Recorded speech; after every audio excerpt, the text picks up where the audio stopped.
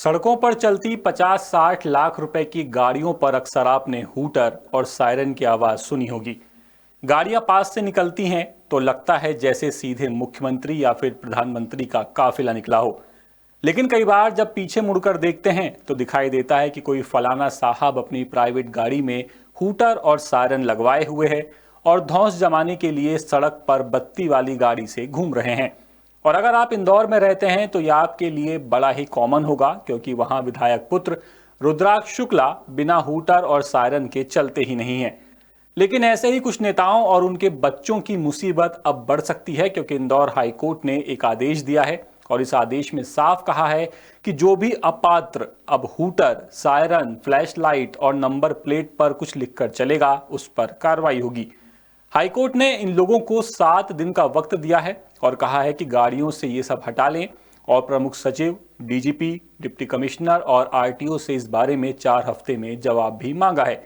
साथ ही कहा है कि सीधे हाईकोर्ट से सभी को आदेश की कॉपी भेजी जाए।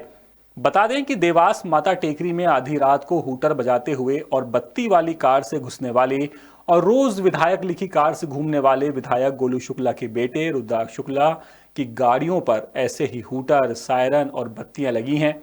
और तो और गुंडे से साधु और अब बलाई समाज के नेता बने मनोज परमार की कार भी बिना हूटर नहीं चलती। लेकिन अब इन्हें भी हूटर और दूसरी चीजें हटानी होंगी। याचिकाकर्ता ने इस मामले में कई सारे फोटो भी कोर्ट के सामने रखे। बताया गया कि एक तो थाने में ही अपात्र व्यक्ति हूटर वाली कार से घुसा और वहां कार खड़ी की, लेकिन किसी ने कुछ नहीं किया।